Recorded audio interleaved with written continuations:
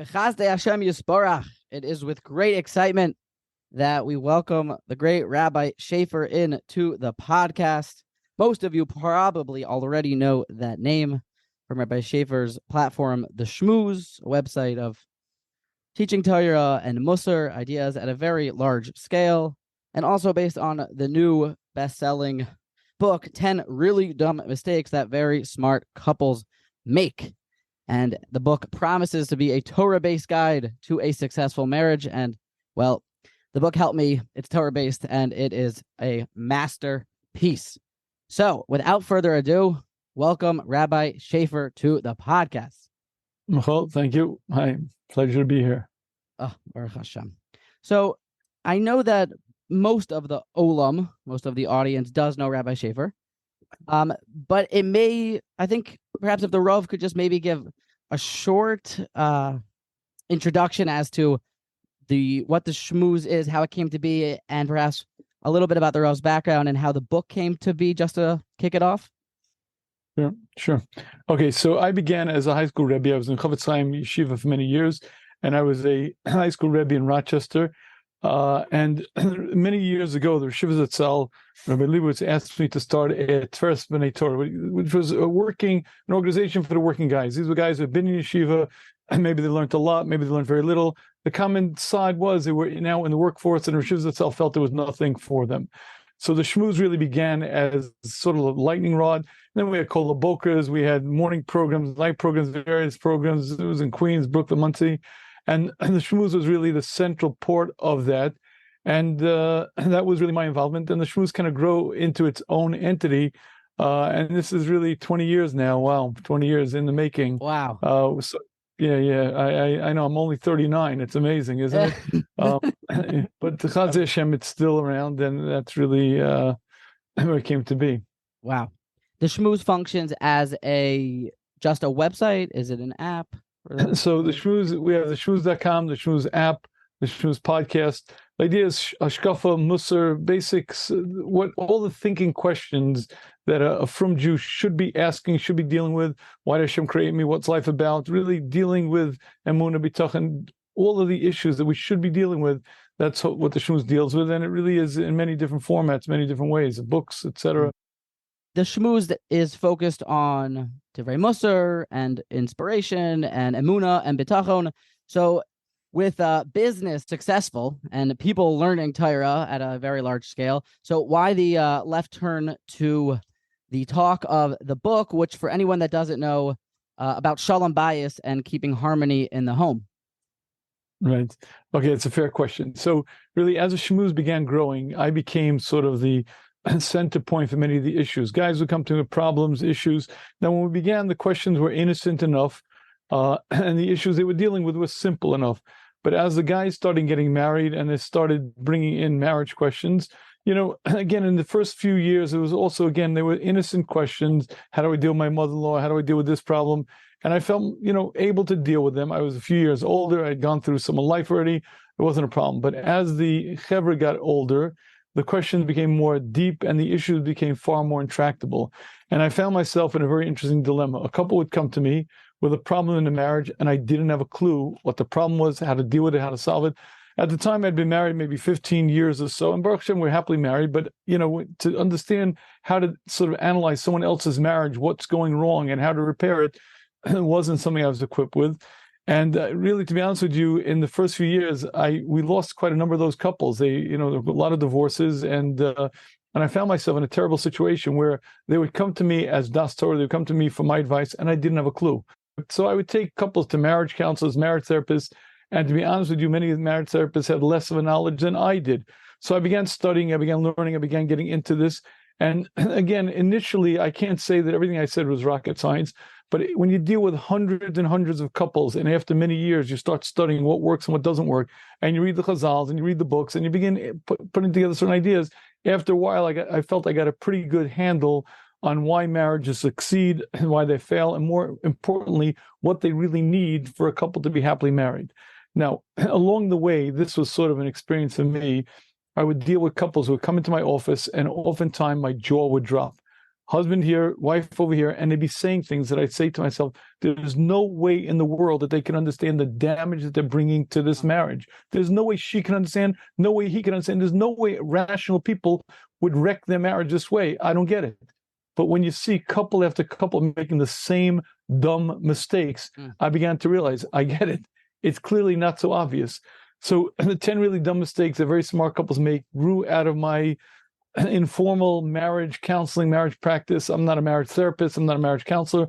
But again, after dealing with hundreds and hundreds of couples, and I still to this day, I'll see a couple one time, I sort of give them some direction. I'm not a marriage therapist by profession. I don't make my living this way.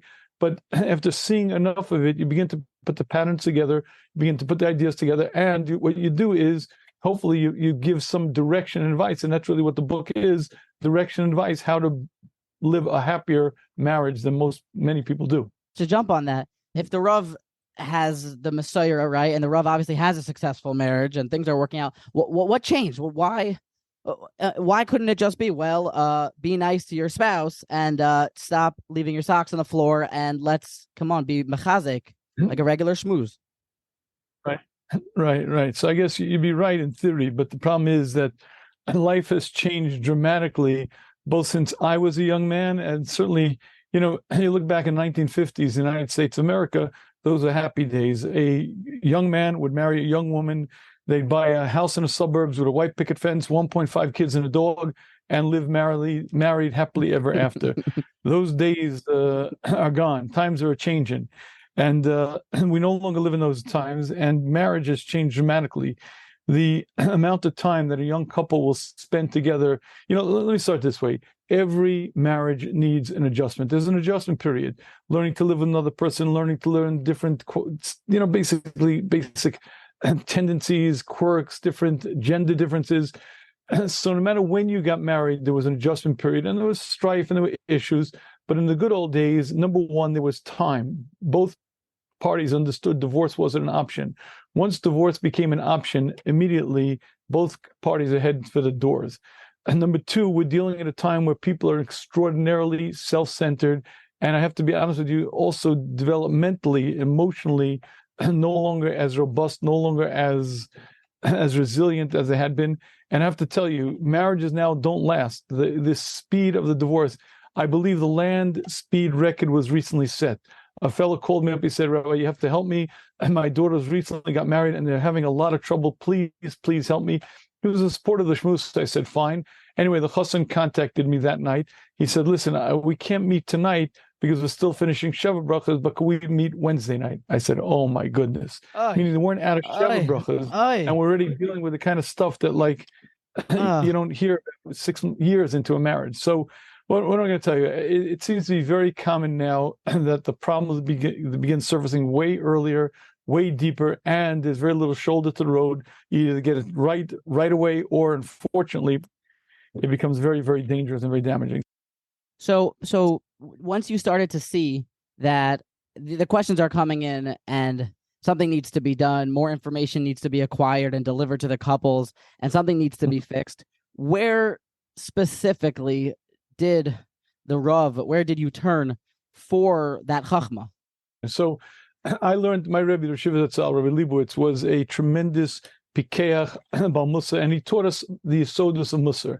I had the opportunity to learn some about marriage from the Rishiva Zatzal because I was a young married when the Rishiva still was healthy and well and teaching, and I did consult.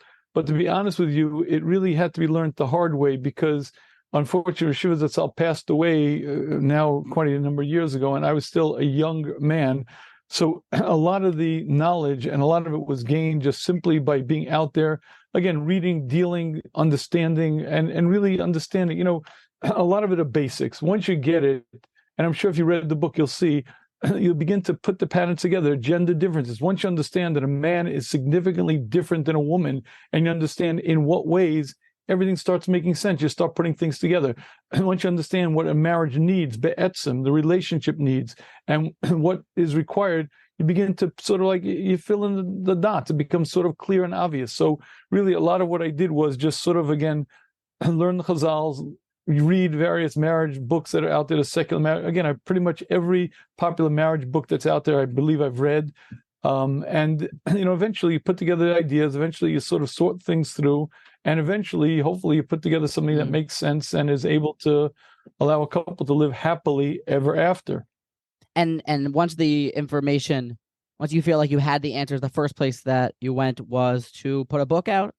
So initially I began giving shurim, because the Shmooze is, has a certain platform. So I put together the marriage seminar, which is a 12-part, it's an audio lecture on how to live a happy marriage. I put that out and it became popular. I gave that a few times in public. I would speak in various places. And after a while, it became clear, more and more clear to me that young couples especially don't have a clue. And what happens is they get married without having a clue, and they don't learn along the way because they make the same mistakes. They assume, oh, it's my husband, oh, it's my wife, forget about it. And they never learn. Everybody wants to be happily married. No one wants to be in a miserable marriage or even in a lackluster marriage. The problem is, what could I do? It's my husband, it's my wife. We're stuck. Getting married today is not a simple business at all.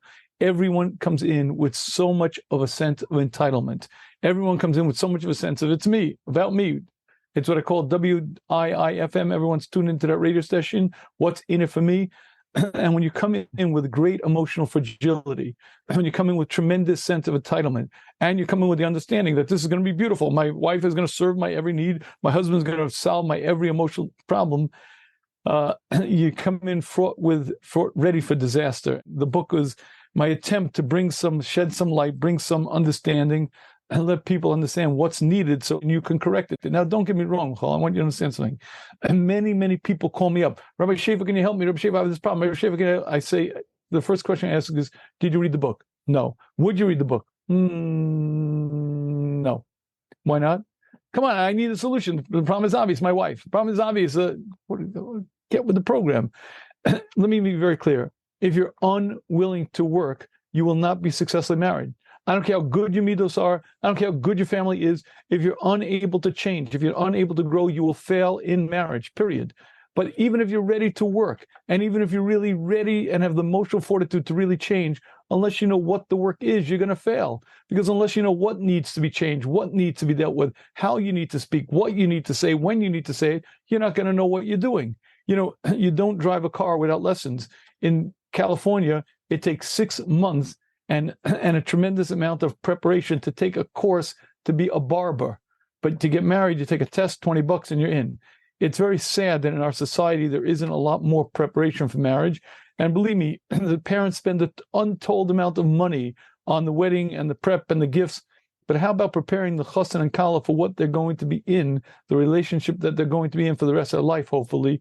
Unfortunately, there's very little time spent. So the bottom line is you got to work, but you have to know what you're doing. And again, the book and the video book is my attempt to give some das and daya to what needs to be done. This was very interesting to me. There are 10 really dumb mistakes that smart couples make. And I'm interested to hear how the Rav got down to just 10 and what sticks out by these mistakes. Okay, so to be honest with you, it was difficult to parse it down to 10. I really had to, there are more. But these are the 10 most glaring, most common, and more than that, the most damaging. Let's deal with one that's so obvious. Very often, a couple, whether the husband or the wife, wants to help their spouse because they're good people, right? And so I can't help but notice what my spouse does wrong. And I point it out because, listen, I'm concerned. I want my spouse to be better. I want them to improve. So I can't help but point out what it is they do wrong. And what I don't understand is the damage that I wrought to the relationship. Now, the word criticism should be eradicated from any relationship, but especially the closer the relationship, the more it's damaging, the more it's destructive. But criticism doesn't mean I am criticizing you. Criticism means anything where I point out that you could be better, you could improve, you're not doing properly. And husband and wife can't help but notice what each other does wrong. Listen, you're living in the closest proximity. You have a tremendous amount of things to do one with the other. And more than that, you're by nature different people. So it's always going to be my strength and my spouse's weakness that's going to be most glaring to me. So for instance, let's assume for a minute, I'm very neat and my spouse isn't. I'm very punctual and my spouse isn't. Now, clearly to me, punctuality and neatness is a key criteria. And I believe much of my success is due to it. And therefore, I can't help but notice that my spouse is not. And because she's not, and I care for her, I'm going to want to point it out to her. I'm going to want to explain it to her. And I can't help but notice how often she's not on time or she's not neat. And it's costing her time, efficiency. It's costing the house. It's costing us embarrassment. And so I can't help but repeat and repeat and repeat how many times she would do better. It would be better. And what I'm not recognizing is the damage I'm bringing to the relationship. You see, this one single criteria, because it's my strength or my spouse's weakness, and not only can I not help but notice it, but I can't even understand why doesn't she just change? It's so easy for me. It's so easy for me to be on time. It's so easy for me to be neat. Why don't you just do it as well? Obviously, you don't care. Obviously, you don't love me. Obviously, whatever you obviously is. But the simple reality that there's a different human being with different tendencies, different interests, different inclinations than I never seems to cross my mind. And this is probably one of the biggest mistakes that very smart couples make. We become experts at what our spouse does wrong. Understanding my job is to be a best friend. The best friend supports. The best friend is helpful. A best friend sees the best and only the best. And a best friend is encouraging and not critical is a very, very important ingredient for a successful marriage. And it's so corrosive to the relationship, because if you're not careful about it, it'll be there all the time, every time. And after a while, your wife, your husband, whatever, realizes this person really doesn't approve of me, doesn't love me, doesn't really respect me. And the marriage very quickly heads south.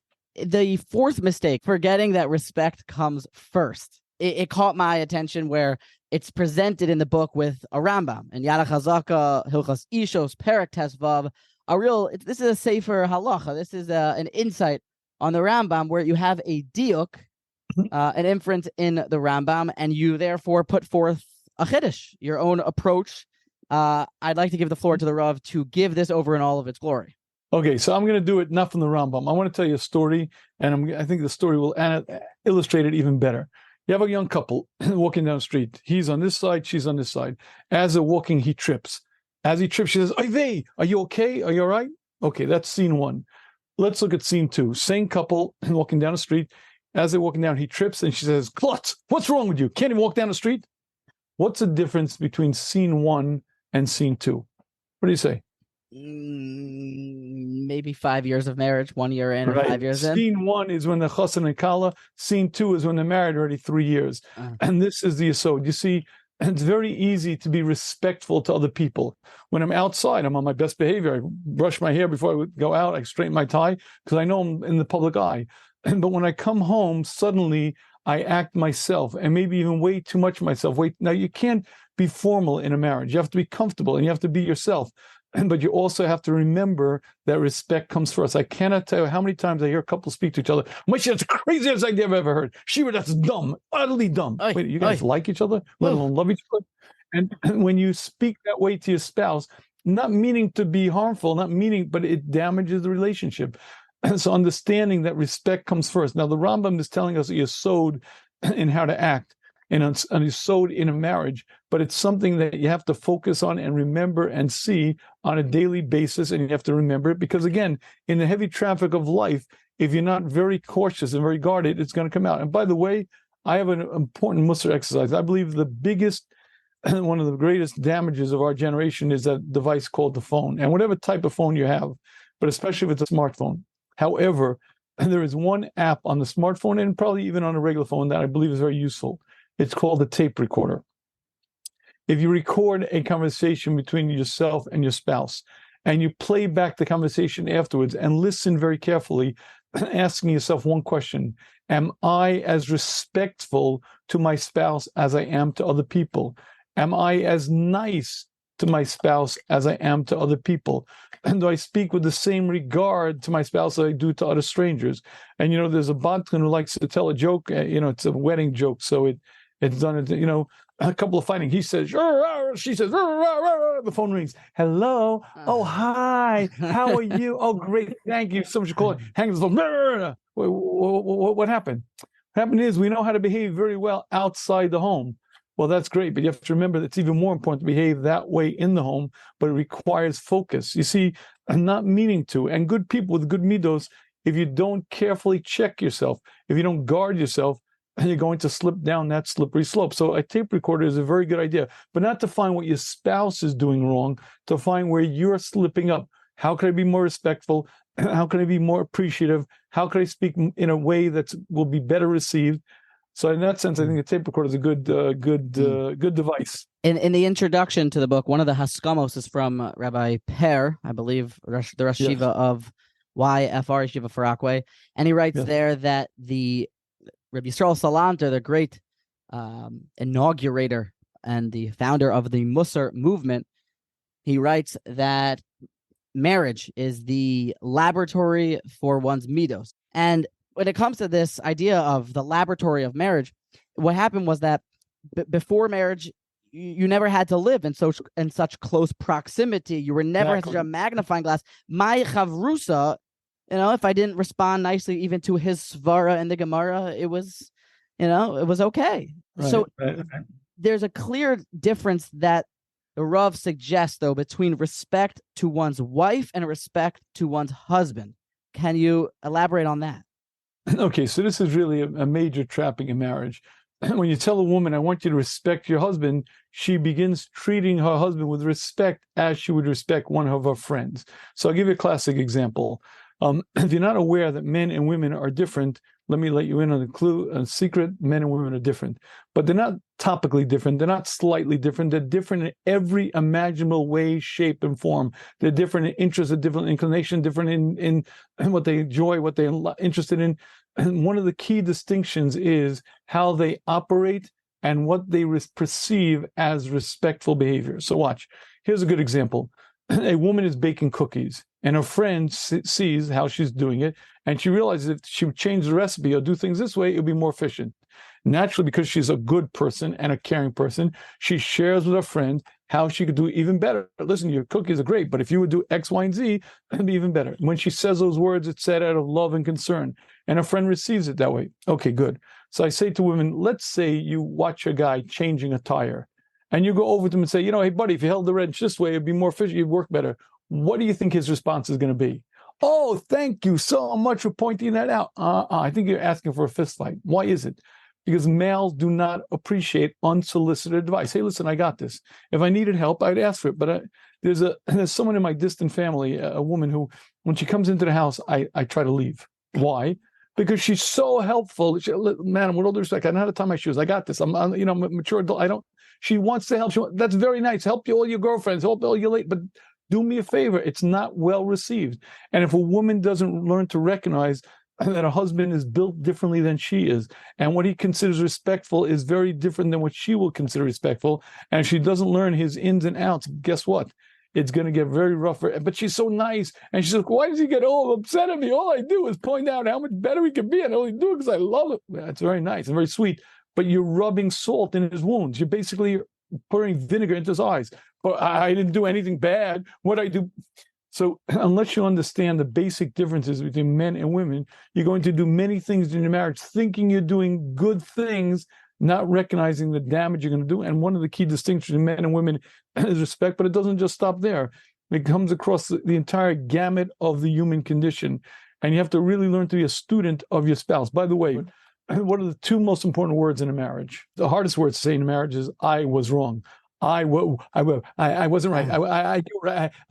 I know I was wrong. She knows I was wrong. I know she knows I was wrong, but I can't say the words. So those for sure the hardest words to say. However, the most important words in your marriage are the words, that's strange. That's strange. And the next time your spouse does something very, very inexplicable, and we get angry, we get upset, and we say things. If you train yourself to say that's strange, you might learn to step back and then with scientific curiosity, ask yourself this question. Why would she do that? She's a nice, kindly person. Why would she act so cruel? Why would she act so mean?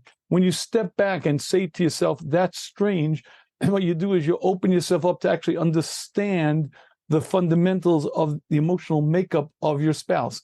But let me caution you. You say the words, that's strange, to yourself. You say, that's strange, and then you ask yourself, is my husband a creep? No. Is he an evil guy? No. So why would he act so cruel and callous? The answer is maybe because he has a different experience than I. Maybe because he perceives things differently than I do. And maybe because he means something totally different with what he said than the way I would mean when I said it. And when you step back and say that's strange, you begin to open yourself up to understand the emotional world of your spouse. So those words, that's strange, but said to yourself, are one of the key expressions in a successful marriage. It feels like the Musar idea is to be at least makir. Something's going on here, and maybe I should take a deep breath and think about this more. Yeah, and to recognize that my experience is the way I experience things, but my experience doesn't define reality. You will experience the very same phenomena in a different way. You'll experience the same events and you'll feel about it differently. You'll look at it differently, and you'll have a different approach. All you have to do is speak to a chavrusa. There was a chavrusa I learned with for 5 years. There was no question in my mind that he would say things specifically to get me angry. He said things that were so ridiculous, so outlandish. I knew for a fact he could only be saying it to get me angry. The problem was 60% of the time he was right. And well, why is it? Because each human mind is different. As my face is different than your face, Chazal tells us my mind is different. My mind, meaning to say the way I look at things, the way I perceive things, the way I think about things. So two men of the same gender who learn together are going to look at the same thing and view it totally differently.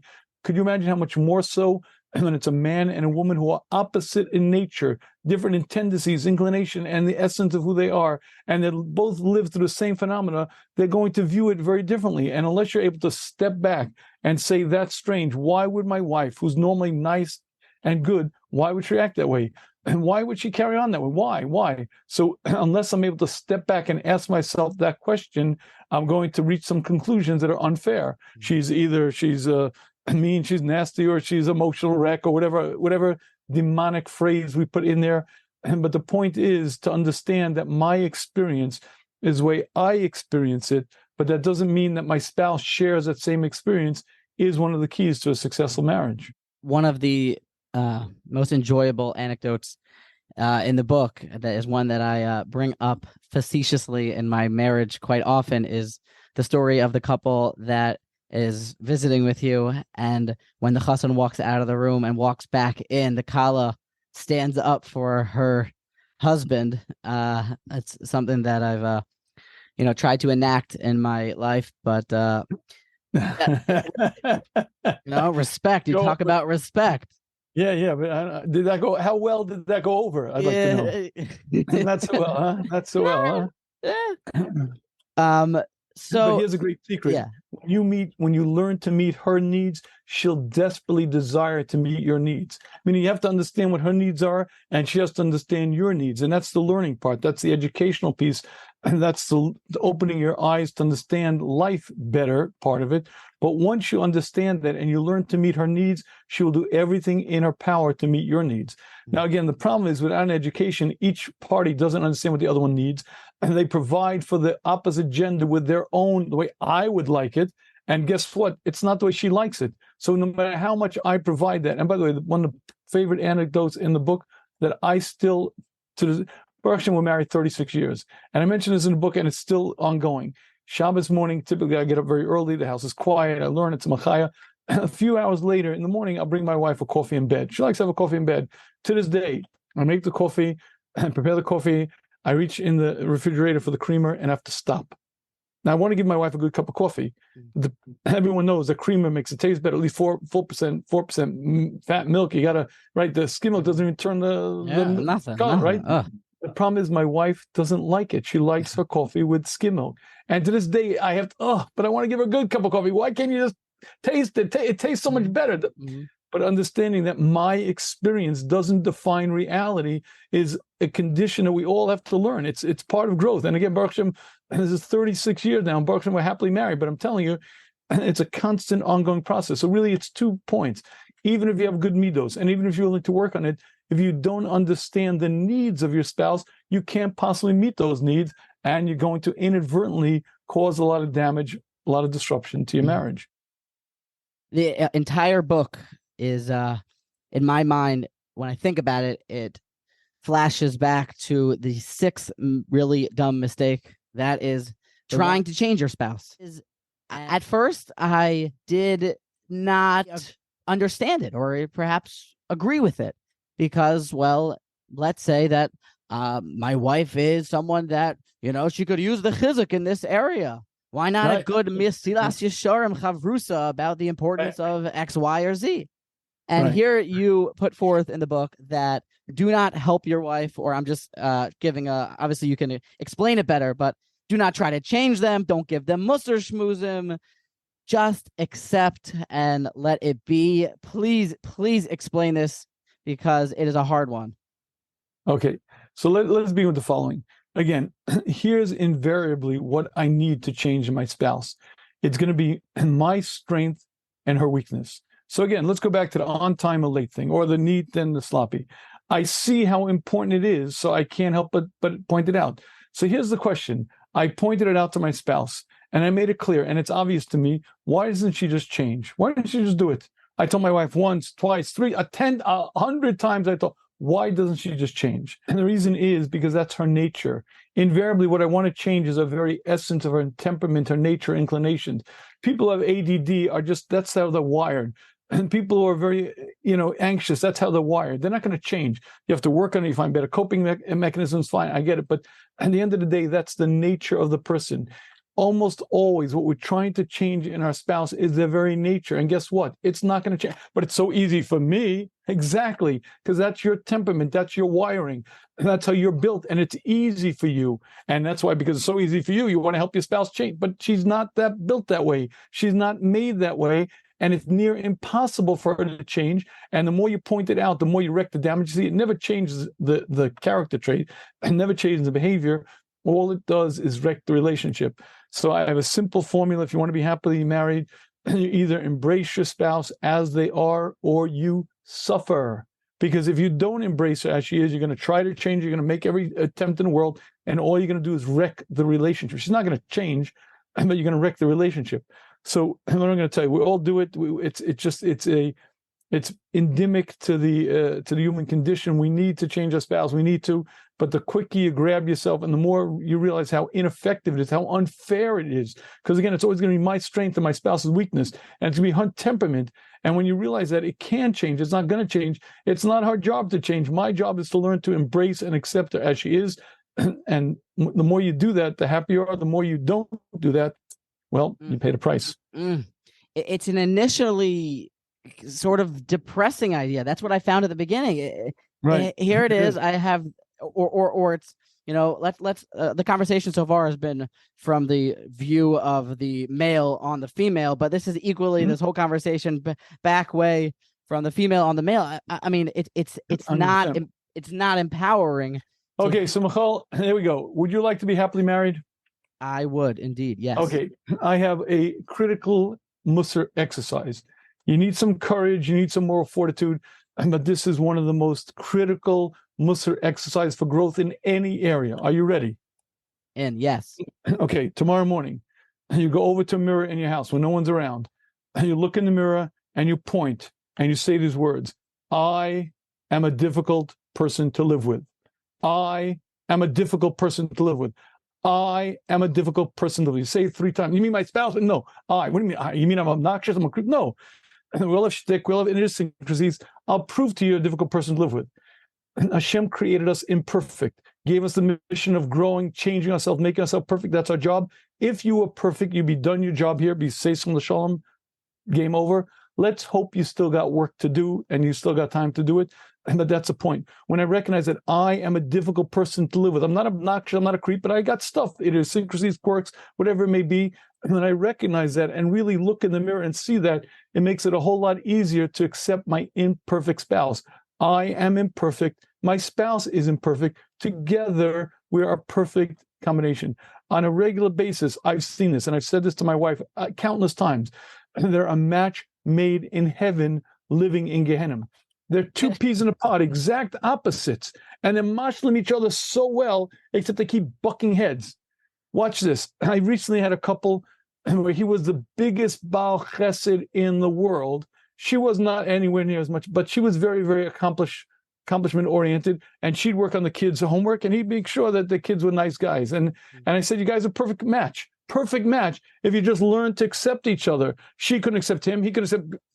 The point is, people have different tendencies, inclinations, temperaments, desires, different ways of doing things. And if you can embrace your spouse as your spouse is, you could be happy. If not, you're going to suffer. She's not going to change. He's not going to change. all you're going to do is wreck the relationship. But you have to understand she can change. It's her temperament, it's her nature, it's her inner being. And the only reason you demand that she changes because for you it's easy. When you look in the mirror, you say, I'm a difficult person to live with, it becomes a whole lot easier to accept another difficult person to live with. This idea also that a mensch is hardwired in. He has an netiya. He is, which is different than a midah, but he has a netiya that is unchangeable, and this is the way it is. And now, Michal, let me be very, very blunt. I've been learning Mussar for 40 years now, a half hour to an hour a day, every day, on a regular basis, okay? And I've worked on certain midos, and I've focused on them. And I can tell you that I budged them a teeny bit.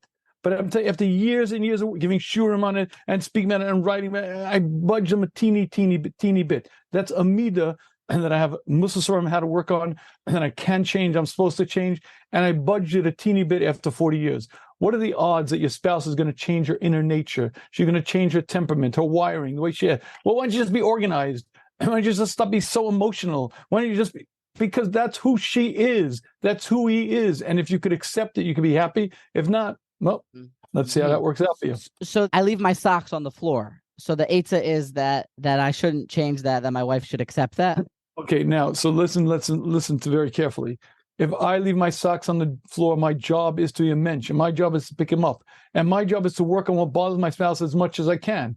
And at the same time that I'm working as much as I can on that, my spouse's job is to accept me as I am. But both parts are necessary. You can't abdicate authority, responsibility here. You can't just say, I'm a slob and live with it. If you're a slob, okay, you got to work on it as much as you can. At the same time, your spouse has to recognize your shortcomings and limitations, and she can't demand of you more than what you're capable of. But you can't just abdicate and say, well, I'm off the hook because it bothers my spouse, tough luck. Your job is to stop everything in every which way you can that bothers your spouse. Your spouse's job is to embrace you as you are. Both you guys do your part. Life is beautiful. And the minute you look on the other side of Mechitza, the minute you start looking on the other part, that's when things get really, really rough. So I want to kind of conclude here with the most exciting part, hopefully, of the interview, hopefully the one that will give the listeners the most value, and hopefully they'll see that it is very much worth their time and money to acquire this book, and it's really a steal. With that being said, I want to try to do some blazing, some rapid fire questions. These have been either sent to me, the people that I asked, something that they would want to hear. Number one, my husband has a very serious job and he makes a lot of money. He constantly is doing things for the family. However, I never see him. What should I do? You should buy the book and read it together with him, because the reason why you don't see him is because he doesn't understand that you have a need that he may not have a need for. You have a need to talk, you have a need to communicate, you have a need to bond. Many, many husbands I met are happily married. Their wives aren't. Most guys are happily married. They provide for the family, they work real hard, and they're really good guys. The problem is the wife has needs that he doesn't have. And if he doesn't understand your needs, he can't provide for them. And all your mussar shmooze and all your telling and all your guilt trips and all your tears aren't going to help. Buy the book or buy the video book, read it together with him, and hopefully he'll get an insight. His eyes will open up and he'll understand the female nature different than the male nature. And Michal, this is worth repeating. It is the husband's responsibility to romance his wife. The husband is responsible to romance his wife. It's his job. The man is responsible to plan the dates. The man is responsible for love notes, the gifts, all the texts, all the thing a couple in love should be doing. The man is responsible to romance his wife. Question 2. It is very important, and in fact, the 7th really dumb mistake that couples mess up with is forgetting that talking means something different to women. A couple that is struggling to make conversation and they do not enjoy the conversations that they have, what would be a tip to add some productivity to their conversations? Okay, so let me start with the husband. And the Chazon Ish says you have to speak to your wife about things when you leave, when you're going out, you tell her where you're going. When you come back, you tell her what you did, you tell her what happened in the day. I remember when we first got married, my wife asked me that question. So, how was your day? Okay. I mean, just okay? Yeah, it was okay. What do you want? Like, it was okay. Yeah, I didn't mean anything mean by it. It was okay. Now, if a big deal happened, I don't know, something, a chavrusa dropped me, or I don't know what, I would tell, but everything else, just, it took me a long time to understand. And really, I learned later, I owe my mother an apology. When a woman asks, how was your day? What she's asking is she wants to share her world with you and wants you to share her world with her. And as a man, you have to learn to do that. You have to learn to share the details. My wife always asks me the details, and she knows by now I don't provide them well because I don't remember them. But it's your responsibility as a husband to provide the details. And ladies, you also have to recognize that your husband is not into the details as much, and it's not as important to him. And he doesn't need to hear every little step and every little nuance and what you met and who you met and how it happened. And save that for your girlfriends. Keep your girlfriends. Save the main content for your husband. But when you each learn your conversational needs, it's a whole lot easier to make pleasant, enjoyable conversation.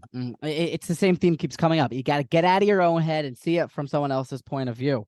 I am schmoozing and learning with my Rosh Yeshiva. I'm teeth in the middle of Reb Chaim al Harambam, and my wife is incessantly calling me that there is a cockroach on the floor of the kitchen. What should I do? Right. So obviously, hang up on your wife and hang up on your marriage, right? This is the Pshan Rambam. This is the Pshan Rambam at stake here. Right. So you have to understand, and this is exactly the point. The reason why it's inconsequential and ridiculous to him is because in his experience, that's exactly what it is. And little bugs or things like this don't bother him. And understanding that your wife experiences things differently than you do, that to your wife, it's a terrifying moment. To your wife, it's really a big deal. By the way, I can't tell how many times guys say, she's flighty, she's so emotional. It's completely sheker. And women are not crybabies. Women are not... The difference is she feels it much more intensely. She feels it much more acutely. And because she feels it to a much greater extent, of course, it's going to affect her demeanor, impact her composition, how she feels. So you have to recognize she has a different emotionality, views things differently. And when you're able to do that, you're able to actually be sensitive. Because you see, if I'm going to judge you by my experience, by my inner world, I can't be a nice guy. I can be the nicest guy in the world, but there are limits. Come on, a stupid cockroach. You want me to stop learning for a cockroach? But once I recognize that to my spouse, it's much more than that. To my spouse, it really matters and really important when I'm able to leave my own comfort zone and climb into the emotional world of my spouse. It's a whole lot easier for me to appreciate and recognize where she's coming from. And then I could actually be a nice guy in practice, not just in my own head. My spouse is constantly on their phone. When we are home at the dinner table, the phone is binging. When we go on a date, the phone is there, and I feel like they are not fully present. If I can't change my spouse and I should accept them, what am I left with?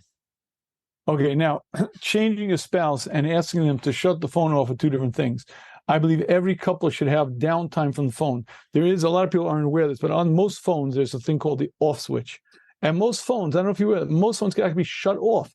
Now, a lot of people think that the Pentagon will stop functioning. Society will stop. Gravity will stop if I shut my phone off, but it will not.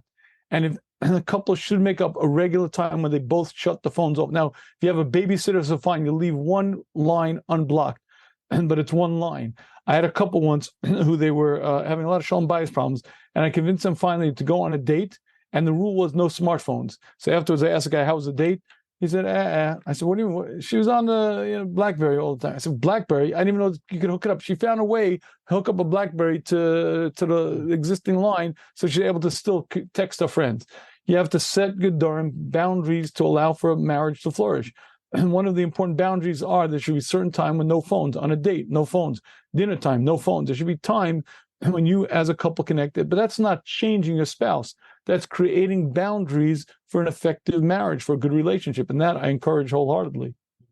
Should a couple have a weekly chavrusa study session together, either on this book, 10 Really Dumb Mistakes That Very Smart Couples Make, or any sort of book? Is it something that is a topic that should be studied together weekly by a sefer?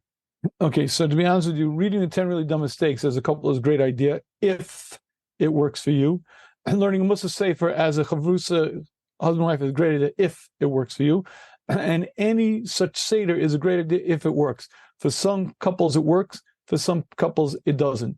I got married and we started Mesil Sharm. First night, it went very well. Second night, it didn't go so well. The third night, my wife said, I don't think I want to learn anymore. I said, why not? My wife's a very firm woman. She wants to learn. And the answer is, I feel like it's a classroom. I feel like you're the teacher. I got it. So Since that time, we don't learn why. My wife learned. She goes to Shurim all the time. She goes this year, that year. But the answer is there's a relationship called husband and wife. And husband and wife is not mentor and student, not Rebbe and Talmud. It's best friends who love each other. And if the chavrusaship works, great, do it. And again, if it does, I highly recommend doing the book together or the video book, because it's a great thing to do together. But that's only provided it actually works. If it becomes one of these finger pointing sessions or becomes negative, then yeah, obviously you don't do it. And the last final question here. I do everything for my spouse, yet they say thank you, but I feel totally underappreciated. What should I do? Okay, what should you do? You take a pad, and on this pad, you write down all the things your spouse does for you. And when you write that down, then every day for the next 30 days, you read it to yourself 10 times. She does this to me, she cleans and she cooks and she puts my socks away and she does it. Read it over 10 times. And then you're going to feel something incredible, a sense of appreciation for your spouse. And then you're going to do the next step because you appreciate what your spouse does for you. And you're going to compliment her and praise her and thank her for the things she does for you. And when you exhibit appreciation, a strange thing is going to happen. She's going to smile. She's going to feel appreciated. She's going to feel loved. And suddenly she's going to change. And I guarantee she'll act far more appreciative back. Don't kvetch. Don't complain. You got a problem, work on it. Deal with it. Become appreciative. And you'll suddenly find the mirror of the relationship reflects back. Your spouse will reflect it back to you. Wow. That's quite the ending. I mean, we've only really touched on, I believe it's now 3 of the mistakes, and in each very dumb mistake, very expertly named, it's very dumb, and the couples are very smart. It's really a world of its own. And the simple reality is everyone needs an education. You can either get the education the hard way. Many people never get the education. You take a book like this and you read it, and you can, there's an expression, wise men learn from others' mistakes while fools don't even learn from their own. That's if great. You're married and you're making mistakes and you don't understand what you're doing wrong, you can't correct them. Get some education, read a book. And this is not the only book in the world, many, many other books. Get an education, understand marriage, understand what you need. And suddenly you change the relationship. And suddenly she's not so biting. She's not so carping. Suddenly he's not such a creep. He's not so distant. You act differently. They act differently. You change the trajectory of the relationship and you learn to be happily married. Rabbi Shafier, you're brilliant. I think that the audience is going to gain a lot from this. Just the sheer hakara, the recognition of, the work that needs to be done. It's probably a never-ending topic. So I thank you for your time. I thank you for your wisdom that you shared. And I look forward to the next book, the next platform, and bringing you back on to help us save the world.